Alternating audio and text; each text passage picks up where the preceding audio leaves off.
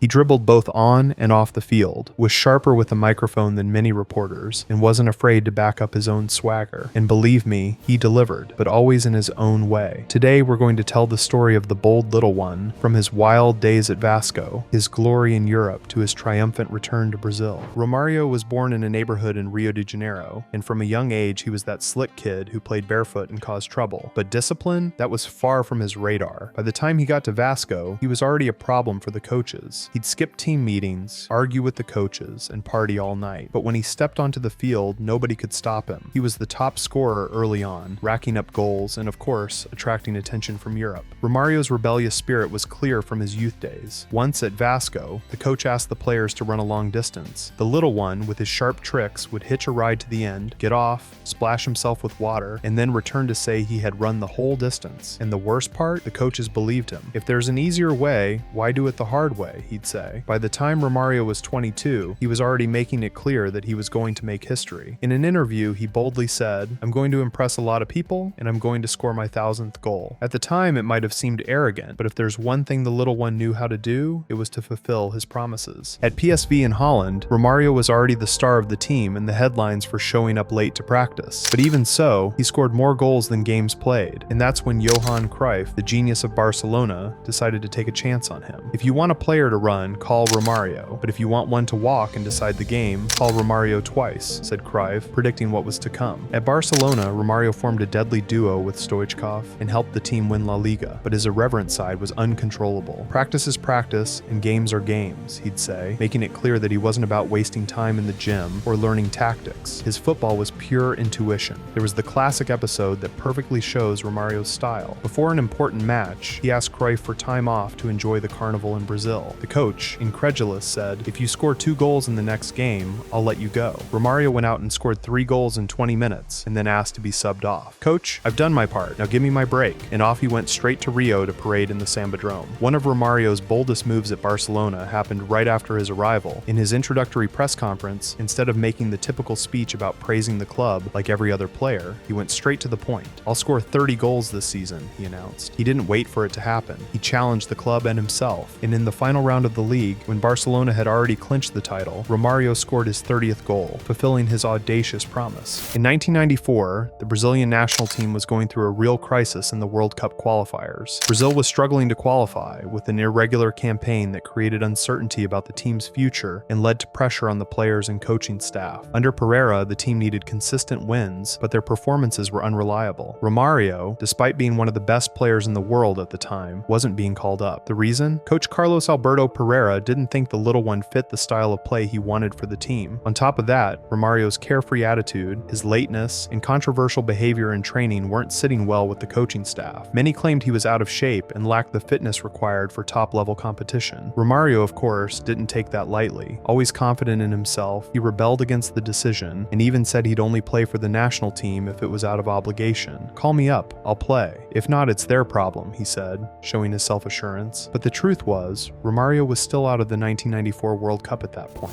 Everything changed suddenly. With the Brazilian national team under immense pressure, they faced a crucial match against Uruguay in the qualifiers, where a victory was practically a must. That's when Romário's situation was reconsidered. Pereira, with few options left, called Romário up at the last minute, knowing that Brazil desperately needed someone capable of deciding the match. This was the last game of the qualifiers, and if Brazil lost, they would be out. The entire nation's hopes were in Romário's hands. Romário, who had been called up at the last minute, turned to Ricardo Rocha and made a bold promise. "I'll do a nutmeg and a sombrero, and I'll score 2 goals. Ricardo looked at him, surprised, and asked, "Does that even make sense, Romário? You weren't even called up initially." Romário just smiled and confidently continued on his path. In the first 17 minutes of the game, Romário made his first magical play, a perfect sombrero over an opposing defender. A few minutes later, he pulled off a nutmeg, leaving the defense in disarray. At halftime, his teammates pressured him to deliver on the promised 2 goals, and Romário, with that cheeky smile, replied, "Relax, it's not over until it's over." In the second half, Romário scored his first goal with a header, and shortly after completed his promise by scoring his second goal. The little one once again proved that he always delivered on his promises, and the game turned into a celebration. Brazil beat Uruguay and qualified for the World Cup. O lançamento agora é pro Romário. Grande lançamento do Dunga. Quem disse que ele não sabia lançar? Vai Romário, entorta esse. Faz a finta Romário, Canato.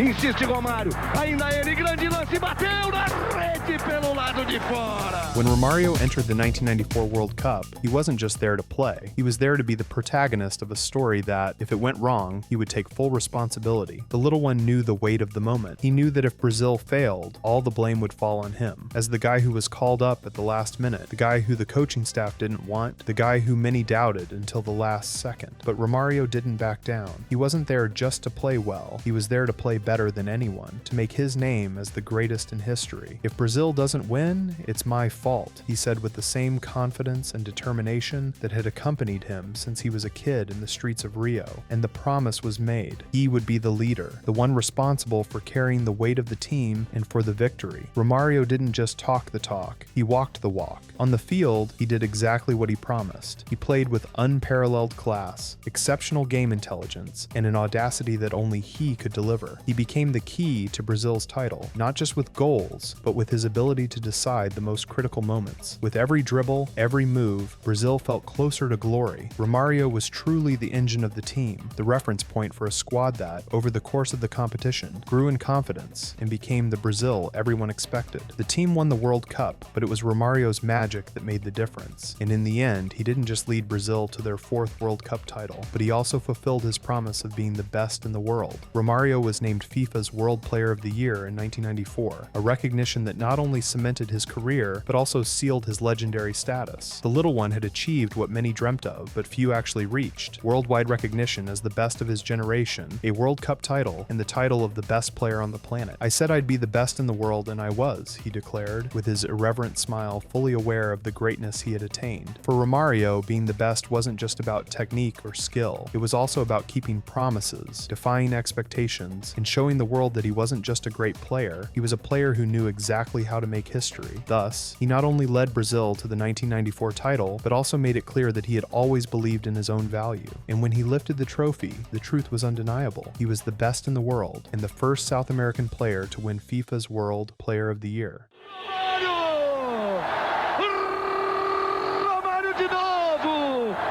After Europe, Romário decided to return to Brazil to pursue his happiness, saying he was tired of Barcelona. He had the best reception in history. Rio de Janeiro literally stopped to welcome him, and even rival fans were excited about his return. He played for Flamengo, and as soon as he arrived, he made a demand. He requested a reduction in his training hours, saying he hadn't gotten used to Europe, and negotiated with Flamengo that he would only train once if there were 2 training sessions in a day. This created a huge controversy at the time, but Romário didn't care. His talent was purely natural. He never cared about training. He once said in an interview, "Why train? I already know what I need to do." He went back to Vasco, had a brief stint with Fluminense, and got involved in more controversies than important games. He clashed with coaches, directors, and even the national team. Zagallo and Pereira cut him from the 1998 World Cup squad, and he didn't forgive them. "They're going to have to swallow me." And there was always a new conflict. At Flamengo, he complained about physical training. "I only run when there's a game." Once he skipped a training session to go to the beach, and later claimed he was sick. The team found out when a fan saw him playing foot volley on the sand and told the club. But who would argue with Romário? If they put him on the field, it was a guaranteed goal. I don't know if you know another sport derived from football called footvolley. This sport was created in Brazil and is very popular. Do you want a video about this sport? It is a sport that has several variations and is very cool to practice. After a controversial stint in Brazil, Romário was signed by Valencia. The team had already gone on their preseason trip, and Romário arrived 3 days late. They asked him if he was going to train, and he replied, "This Italian coach is crazy. Me? Run? I do track and field. My job is to score goals." He arrived after everyone else, and to make the situation even worse, he spent the night playing poker. The next morning, there was a training session, and in the evening, a game against Real Madrid. Everyone wondered how Romário was doing, considering he had stayed up all night. When the game came, Valencia won 2-1, with Romário scoring both goals. This guy wasn't kidding. In 2005, playing for Vasco da Gama, he became the oldest player to be the top scorer in the Brasileirão, Brazil's points-based league, with an incredible 22 goals, playing only 31 31 of the 42 games that season. He was such a key figure in the team that year, Vasco practiced with 10 players in the first team and 11 in the reserve team so that the starters could learn how to mark for Romário and run for him. The coach that year confirmed the story in an interview. He was so influential that he even acted as a player and coach in the same match. After the firing of Celso Roth, who had been the coach of Vasco, Romário took over to manage the team for their game against America from Mexico at São Januário. They won 1-0, but it wasn't enough for Vasco to advance to the next phase. Unfortunately, the game was tough. I even tried to put myself in to help Vasco progress, he said.